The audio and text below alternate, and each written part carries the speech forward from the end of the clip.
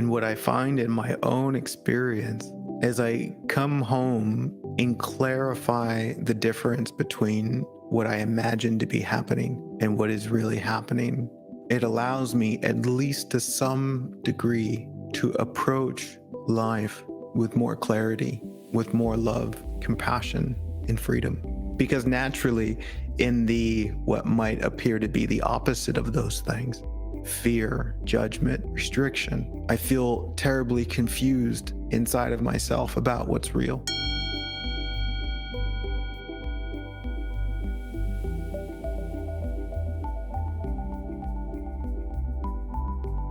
So, this is the official holding space for love to be seen. And in a way, even though we've done this before, I feel like this is the very beginning of something truly beautiful. Naturally, it's temporary, like everything else. But I want to just take a moment and speak to the nature of holding space. And it might help us to set a tone for this time together. For me, holding space is about being present without an agenda, while also having a sincere openness for life to expose something beautiful. And naturally, this holding space can come in all different shapes and sizes for all different types of circumstance. We can hold space for a friend or a loved one. We can hold space for ourselves.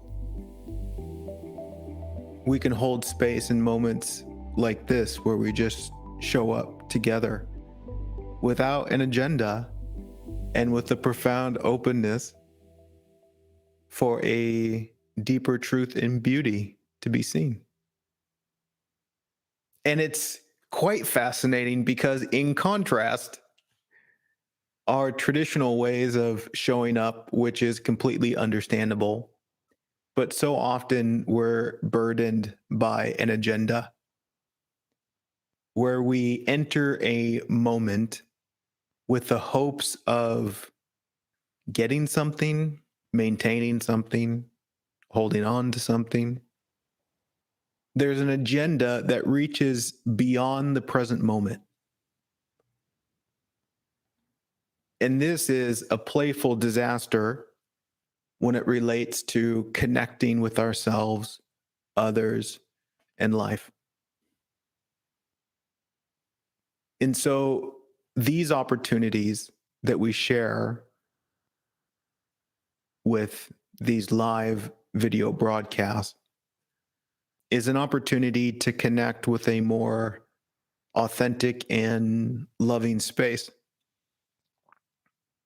And naturally, if you've followed my sharing for any length of time and listened to my recordings, you might be aware that the vast majority of my offerings are completely spontaneous, meaning that the recordings you listen to are me showing up in some space, whether it's an event, a retreat, a live broadcast, and the recordings of which are just me showing up and sharing whatever arises in the moment. And naturally, there might be a title occasionally.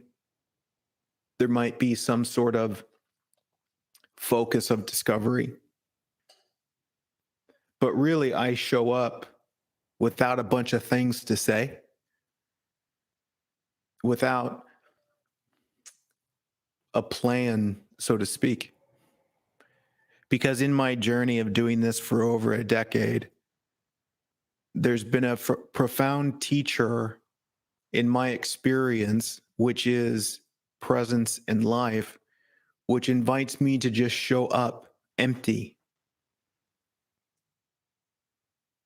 and enjoy what life wants to show me. And naturally, what is seen from behind my heart and eyes, I then get to communicate in a very playful and beautiful way. And that also speaks also to the nature of what I do. And that is, I am attempting to articulate something that is seen from within that really cannot be captured by the words that I use. And so, in a very direct and playful way, there's nothing that I'm saying that is true. If anything, this is all poetry, where I am very playfully looking to put words to something that ultimately is impossible. And it's very easy to get hung up on the words, thinking I'm saying the right or wrong thing, or thinking you agree or disagree. And that's really not the point. I'm not here to declare or imply something that's ultimately true when words ultimately fail at touching reality. And so, as we share this space together, allowing for love to be seen, let's remember that the space that we share is so much more important than anything that might come out of my mouth. Because behind everything that I say is really a way of communicating a love for what you are, for life, and an invitation to see how free you are. And if you want to argue with that freedom, you are free to argue. And that's perfectly fine. But again, this is all a reflection of what I see in my own experience. And so, in many ways, I'm just talking to myself. And you get to listen in and see if there's any resonance. And there's a magic that happens when we come together in this way without all the hangups, without even the hangup of thinking that I'm a teacher, even though I understand that in appearances it looks like that.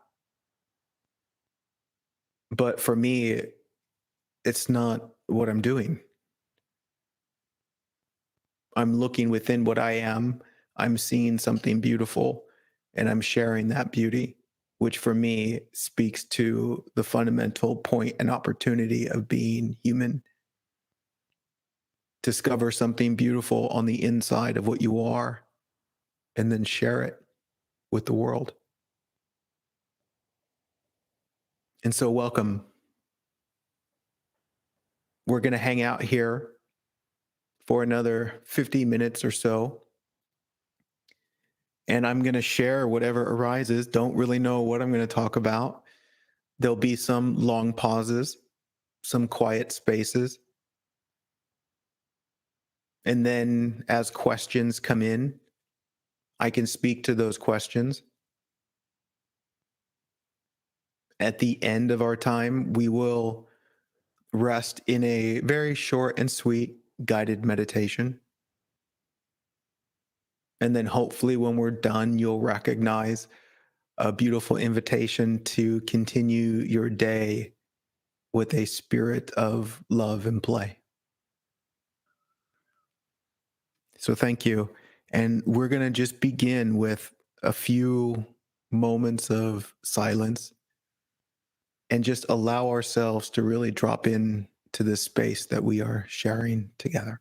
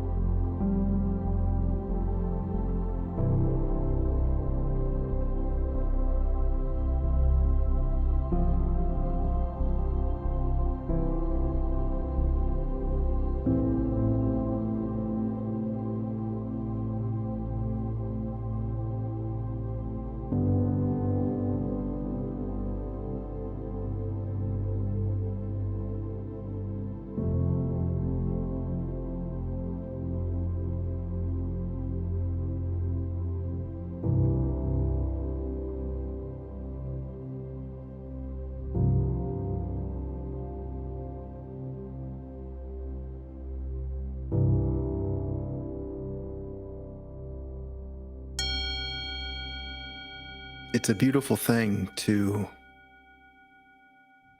come home to right now,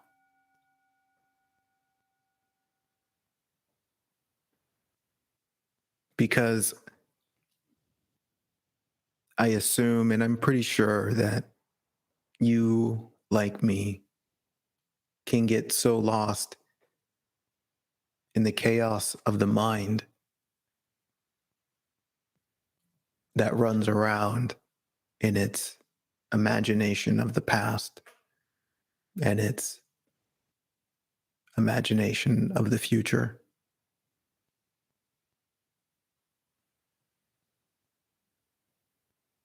And in this running around, which is completely understandable, we often forget about the magic and simplicity of just being here right now, of just being alive. And so often in my sharing, I speak to the nature of an innocent misunderstanding, which surely you've heard me mention, that says in some way or another, all of the tension, all of the anxiety, the suffering, it's all because of an innocent misunderstanding. It's a belief in thinking while thinking that what we're thinking is actually happening. And yet, beyond the noise in the mind, there's a presence and a stillness here right now where all of that isn't happening at all. There was a misunderstanding about what was real, a misunderstanding about what's happening or not happening. And we so understandably get caught in that dream and mistake our life for the imaginary monsters in the mind. And there's a understandable sadness intertwined with a beauty in all of that.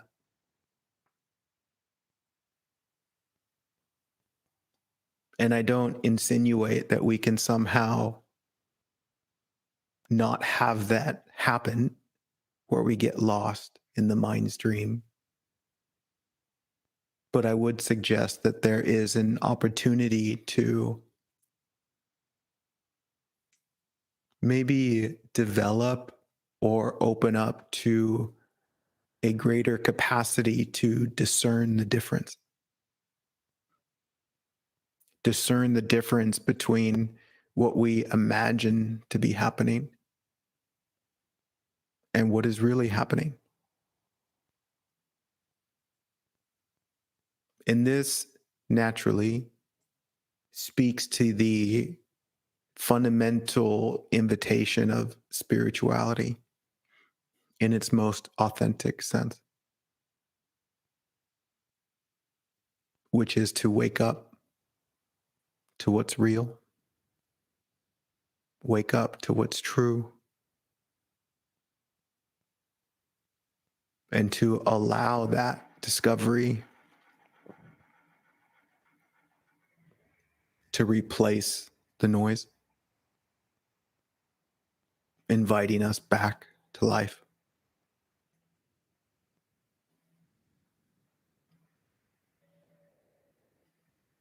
And so naturally, this is what this time is about together, holding space for love to be seen. And I think it's so appropriately titled For Love to Be Seen,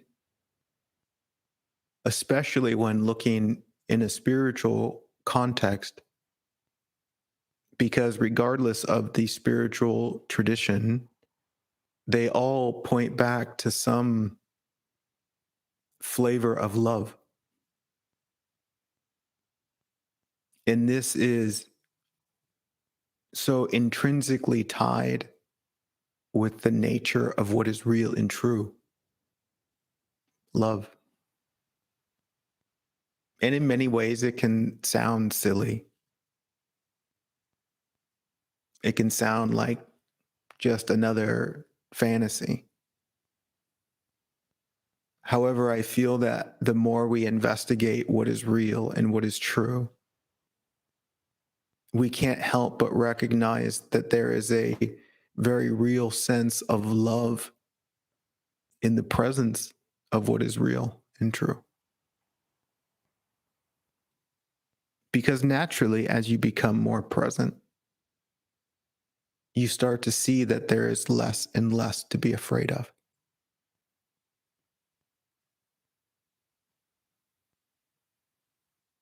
And as the fear decreases,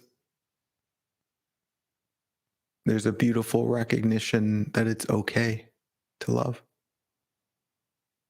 And not only is it okay to love, but you start to recognize that the fabric of life itself is a love that completely holds you as you are. And for many, this can totally escape you. Like it just doesn't make any sense. But maybe for those, there have been moments when you touched upon it where there's a experience of wellness and love beyond any reason, beyond any story. You're just profoundly present. You're profoundly present, and you recognize this space that's empty of conflict, that's empty of judgment, empty of fear. And throughout the history of mankind, there's been this invitation to come home to that. Because in a very real way, it's where you're from. We were birthed from this space, from this love. And it's so easy to forget that.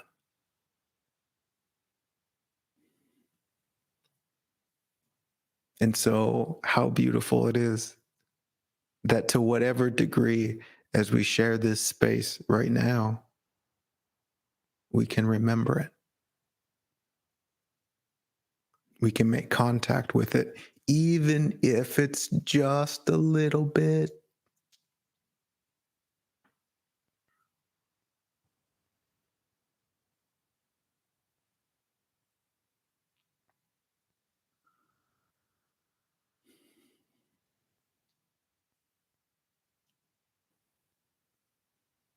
And what I find in my own experience as I come home and clarify the difference between what I imagine to be happening and what is really happening, it allows me, at least to some degree, to approach life with more clarity, with more love, compassion, and freedom. Because naturally, in the what might appear to be the opposite of those things, fear, judgment, restriction, I feel terribly confused inside of myself about what's real.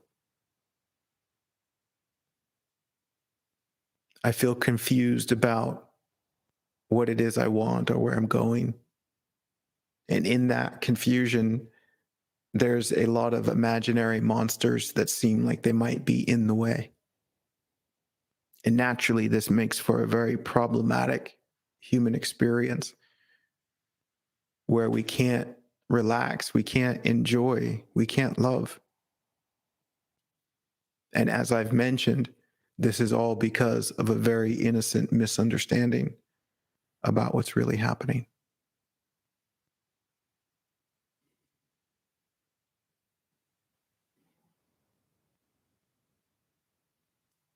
And naturally,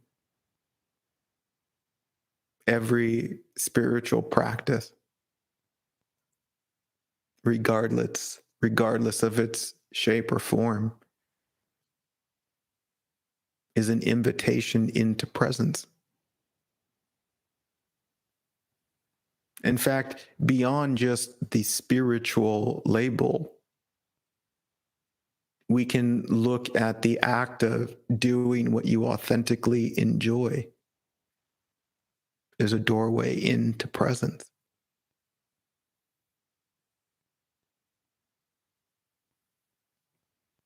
And as we come home into that presence, we start to realize that, oh, maybe I'm okay. Maybe it's okay that I don't know what's next.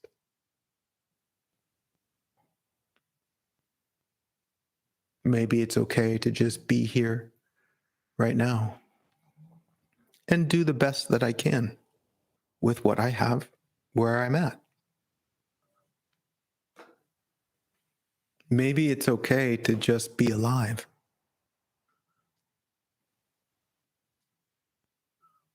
Maybe it's okay that I don't get that something in the future that I think I need or that I think I want.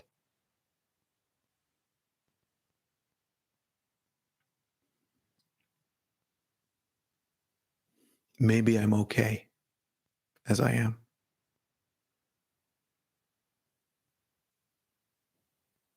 This brings up an interesting point that when I don't see that I'm okay as I am, then life becomes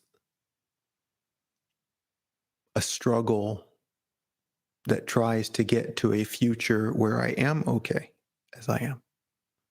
If only this, if only that. No, no, no, no. Then I could be okay. And so this moment becomes a painful obstacle that's in my way of getting to the future. Other people become obstacles that might prevent me from completing myself in the future. That misunderstanding brings an agitation to living that I feel blinds us from the real opportunity of being alive.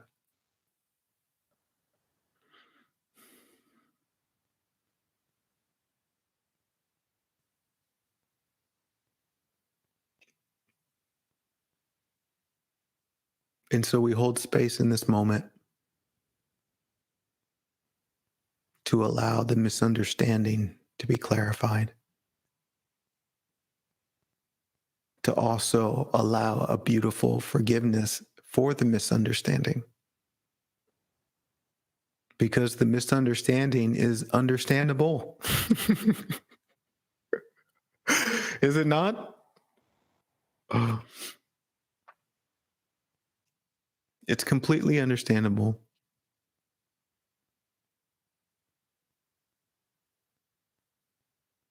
It's interesting because when there isn't forgiveness for the misunderstanding, that just creates more misunderstanding. When there isn't forgiveness, then that means there's a judgment. And the judgment is only a judgment because there's a misunderstanding. So it's a misunderstanding of the misunderstanding. And sooner or later, we're going to have to just come back to the moment and see that, oh my goodness, maybe it's all just okay. Sure, maybe it's not how I think I want it, but maybe that's not the point of life,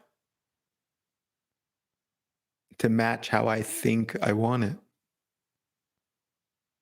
Because maybe the way that it is now is how it's supposed to be.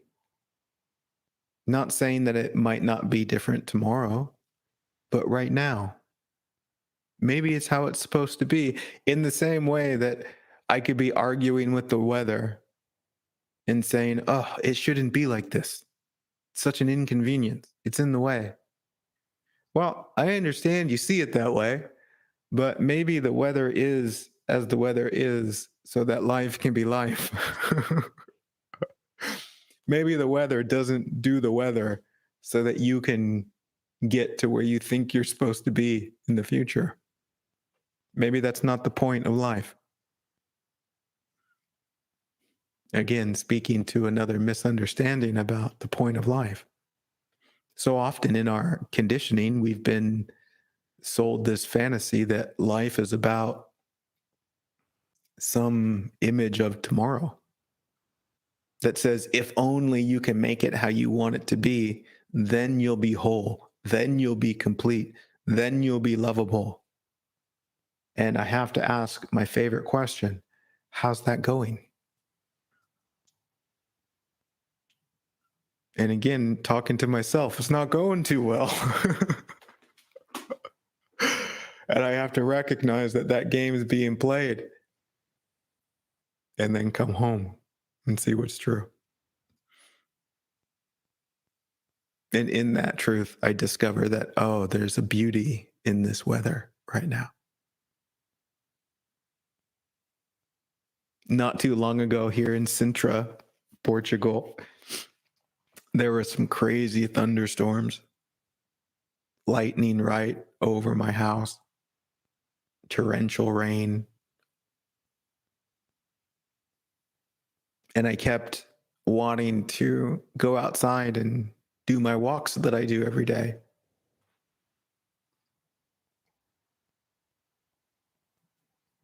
And that wasn't really an option.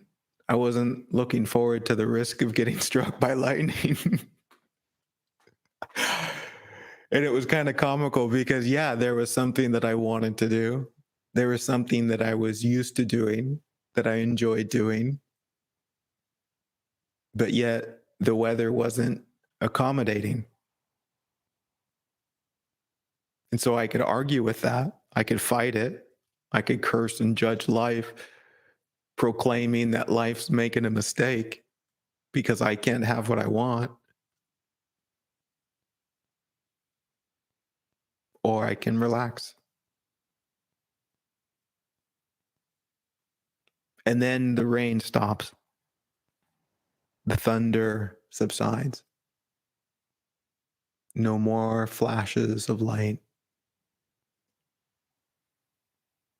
And then I go for a walk and I smell the absolute freshness of the environment. You know that smell, right? After an event like that.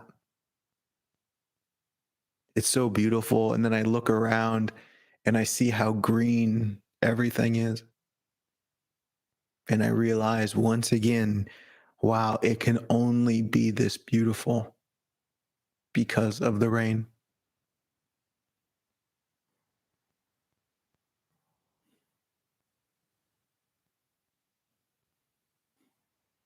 Are we seeing the beauty that's here?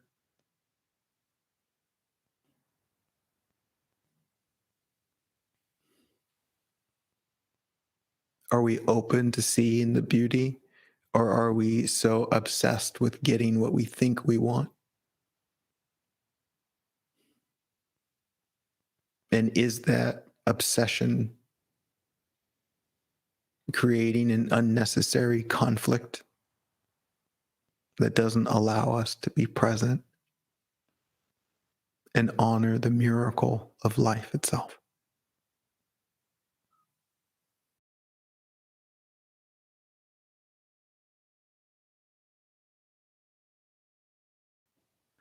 If you guys have any questions, now would be the time to send them in.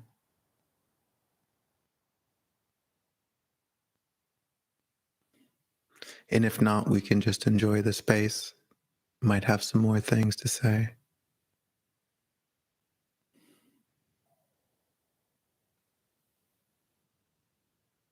Jerry asks if I ever think about myself before the body.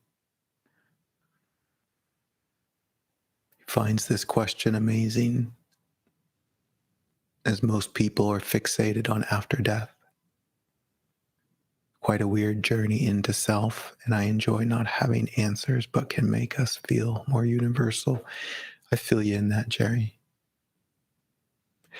For me, I recognize quite clearly that I'm not the body. There is this body, but I see that the I amness, this one who is awake, is simply utilizing something called the body that facilitates the experience of being human.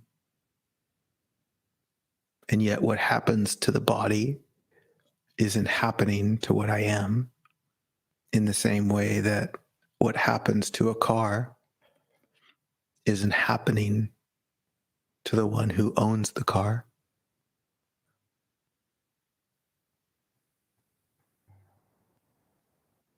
And for me, this develops a beautiful opportunity of relationship with the body, to not take personally how the body might show up, whether that is in a shape that I might not like, whether that is an experience of sickness or disease that might be showing.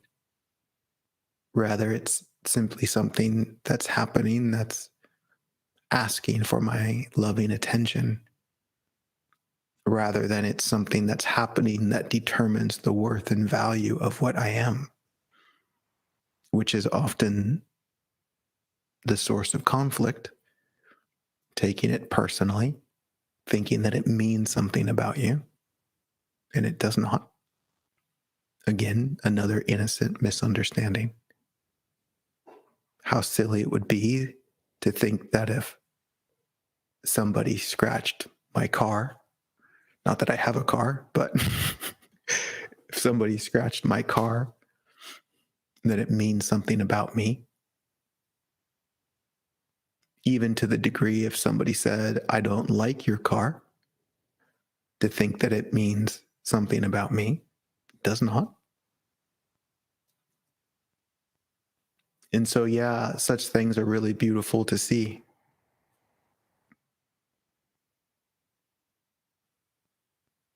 And then, even in the event of the body dying, it makes no sense to me at all that what I am would die. That appears to be an impossibility, since it's form that comes and goes.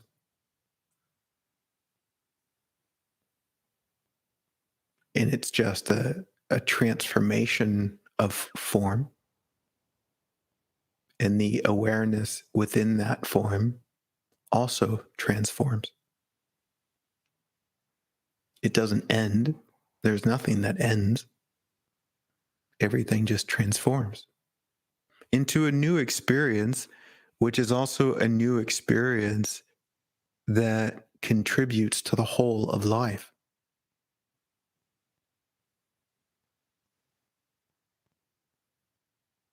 And I love this. I was talking to a friend the other day about how all of life eats/consumes life. And there's something very poetic in that for me. That when you look at nature,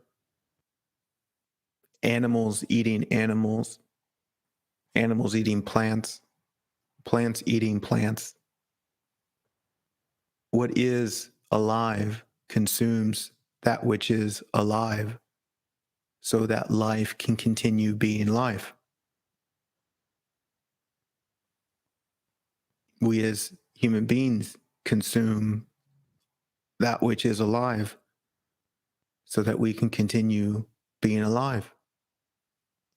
And beyond any judgment about that, there's something very sacred and honoring about that. that that which is alive would sacrifice itself so that life can keep being life. And as such, when this body is done being alive, it will give itself back to life so that life can keep being life. And so, what an honor to allow that all to unfold and to not resist it, to not argue with it, but to say thank you.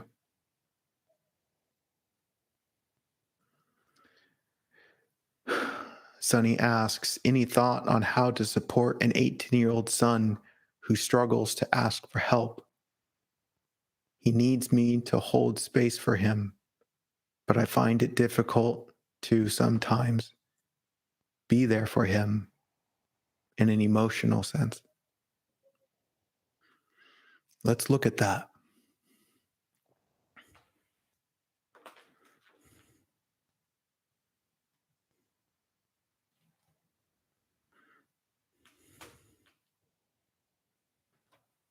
It's beautiful.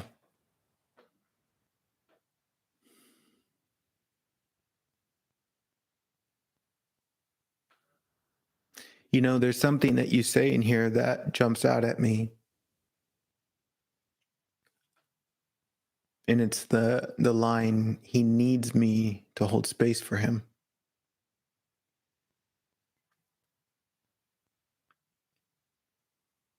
And I would question that because I also imagine that that creates an unnecessary tension because fundamentally there's going to be an sense of inadequacy that fears you won't be able to do it the way he needs,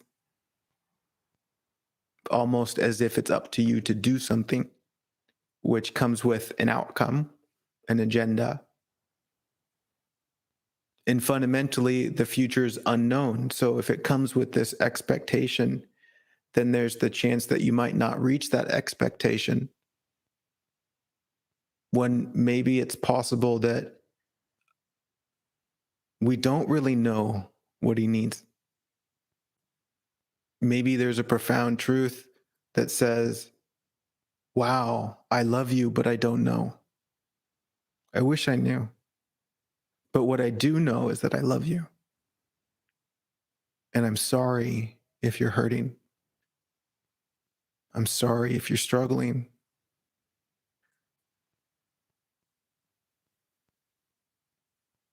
Maybe that's enough. Maybe that's the space, the openness to be profoundly honest about what you know and what you don't know. Because isn't that the truth? As much as we might want things for other people, as much as we might not want them to struggle, struggle is part of it. It's what invites us to grow. There's nothing alive that lives without the experience of struggle. If we fight the struggle becomes more intense. If we judge the struggle becomes amplified.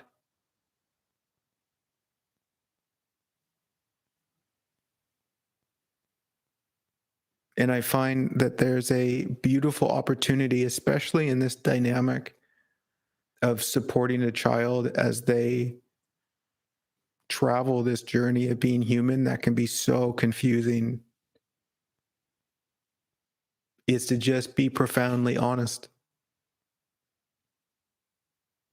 And much of that honesty is going to come back to the acknowledgement of the unknown.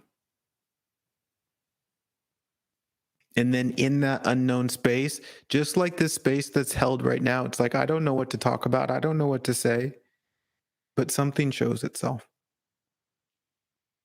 And so often, if we can hold space for others without an agenda or an expectation, there's often a support that shows itself. And it doesn't come with a demand, right? Like, oh, I know what you should do. Maybe more sincerely, it's, oh, what about this? If not, no worries, but does this resonate? It's very soft and sweet, gentle and open.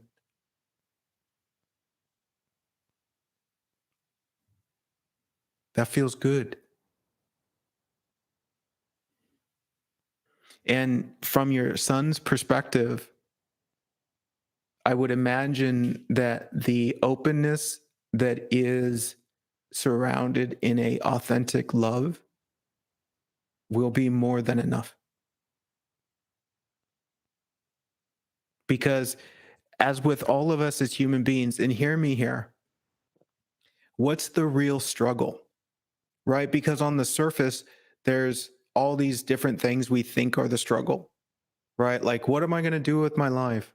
What about school? What about what my friends think? What about this partner that just broke up with me? And on and on and on and on and on. What's the real struggle? I'm afraid I'm not enough.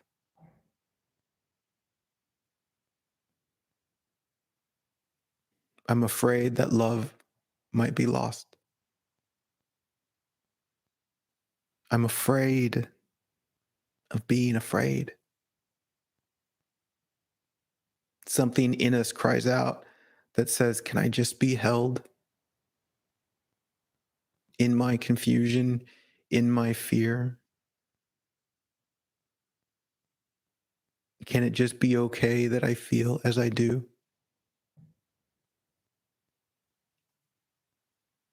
Can there be a love for what I am?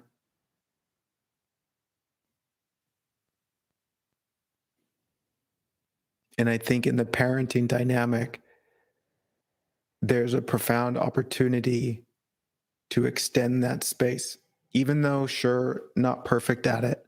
And we're growing, we're learning to love well. But I think that that's the fundamental opportunity for parents. It's not so much to teach your child, it's not so much to determine their path, not even so much to protect them from life, but maybe more so there is that beautiful and special dynamic so that we can all learn to love well.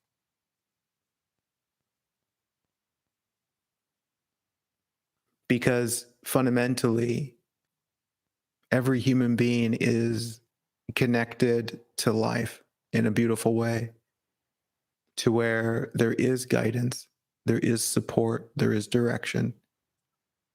But the question, are we rested in that space that's open to support?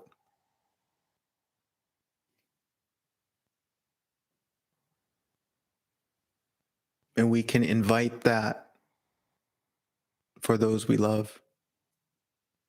We can invite them into that space by simply holding space in a beautiful and open way.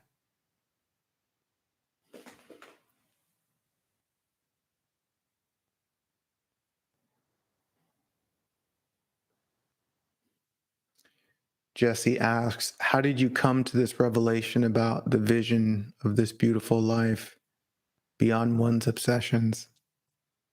It's great to see you live again. Thanks for being here and your inspiring words and profound wisdom.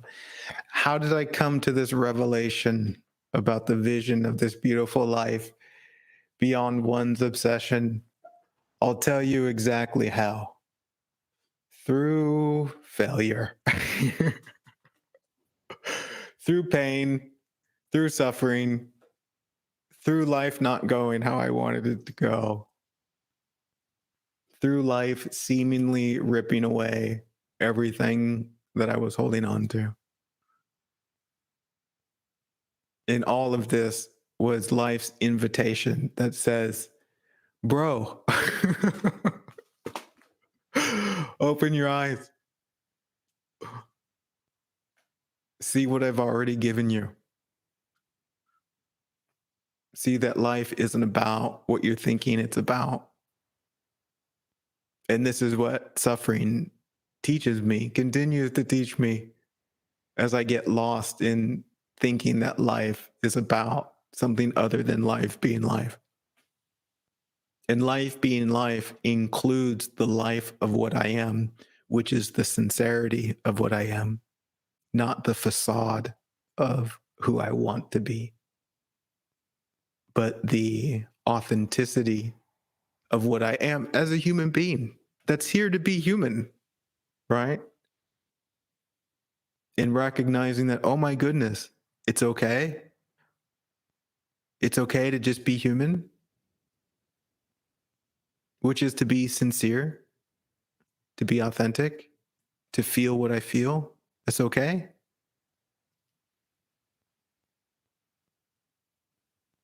In the embrace of that, oh my goodness, what a relief. What a relief that I can simply be as I am. And in the amness of that, without the resistance, without the judgment, without the conflict, there's a beautiful voice that speaks to me, that guides me, that gives me all sorts of beautiful things to share. And then it's like, oh, that's what I'm here to do. I'm here to honor and celebrate life and then to share that with the world. Okay, let's do that.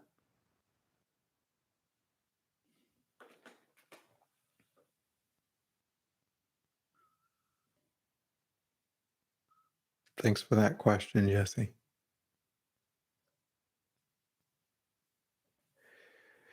Elsie asks, what if you're a kid and you're afraid? Well, we're all afraid.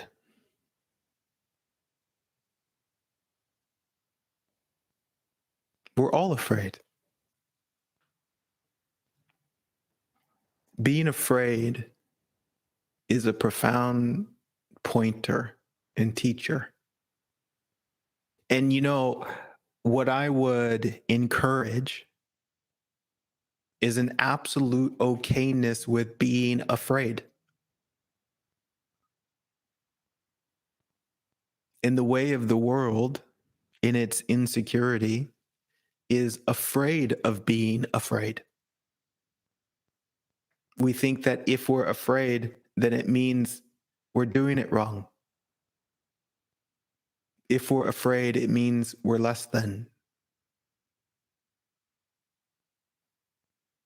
When actually, when you're afraid, there's a profound opportunity to see beyond that fear.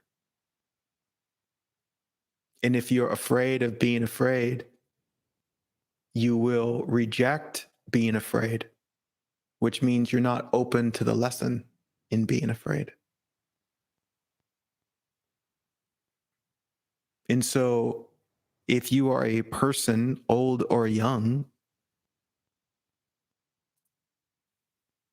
is there an opportunity to be open to being afraid and to investigate the fear?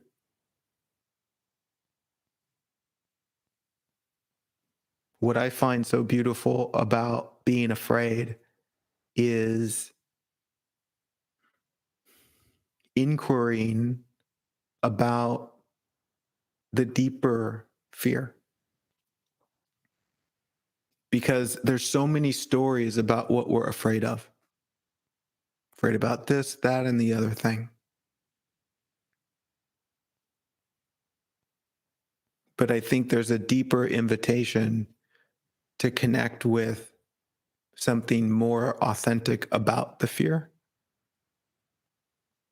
And the deeper you go into that, the more you'll discover that there's nothing to fear.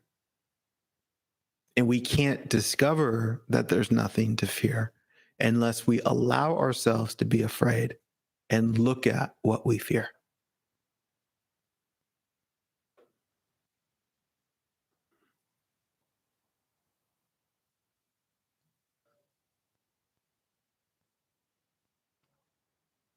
Allowing yourself to be afraid when you're afraid is a great act of self-love. In the same way that a parent would allow their child to be afraid. It's an embrace of their human. It's a compassionate allowing for their human. It's an understanding that it's okay to be afraid.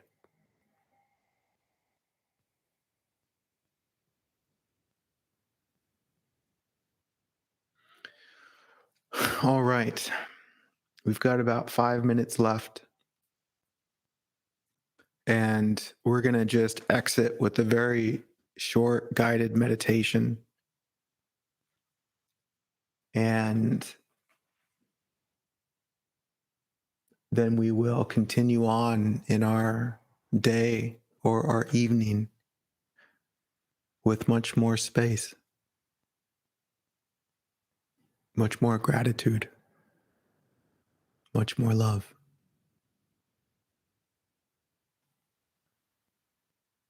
So let's do that.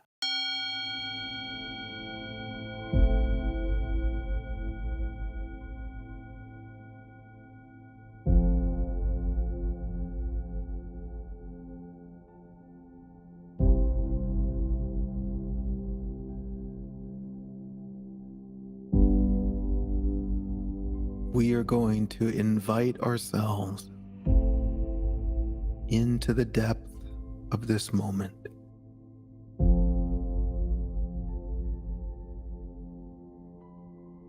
Let's take 3 deep but natural breaths.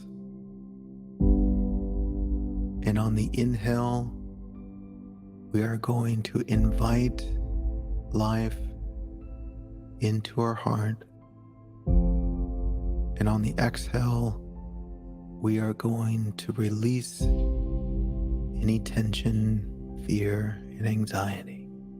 Let's do 3 deep breaths.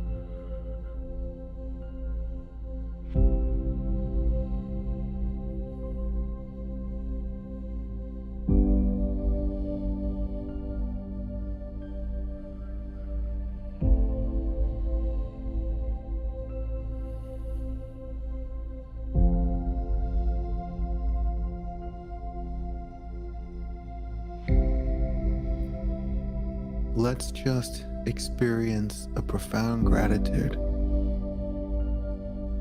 for right now. Letting go of the past, letting go of the future. And recognize that in this very moment,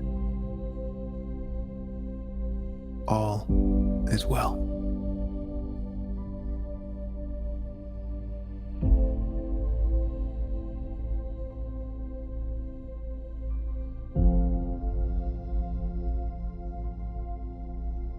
Let us recognize that wellness.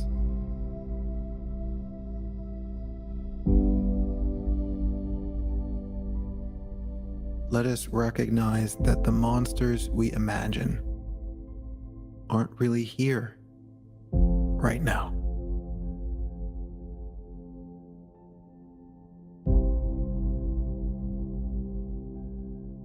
Let there be gratitude for this.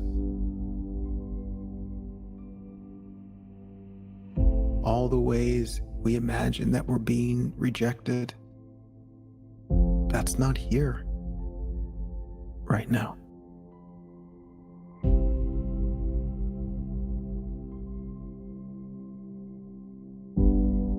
Everything we imagine that's missing.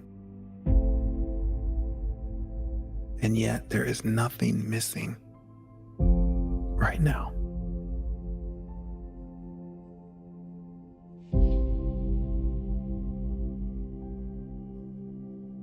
let there be gratitude for this.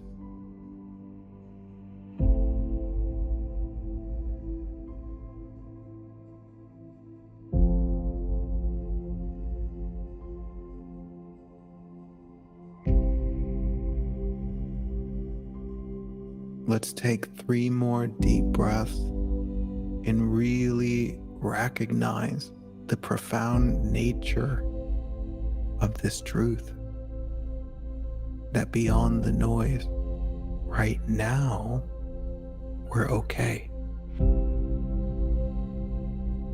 Let's really feel the depth of this reality and gently surrender the dream of something going wrong.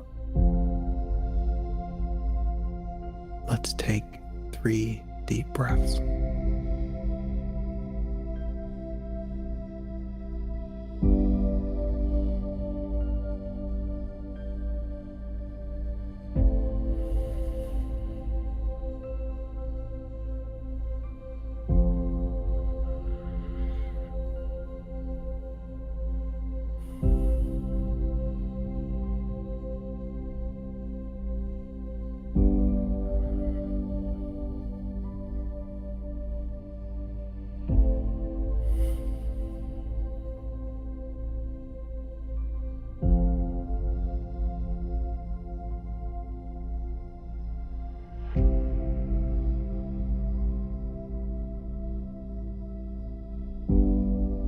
Thank you for this brief moment of meditating with me.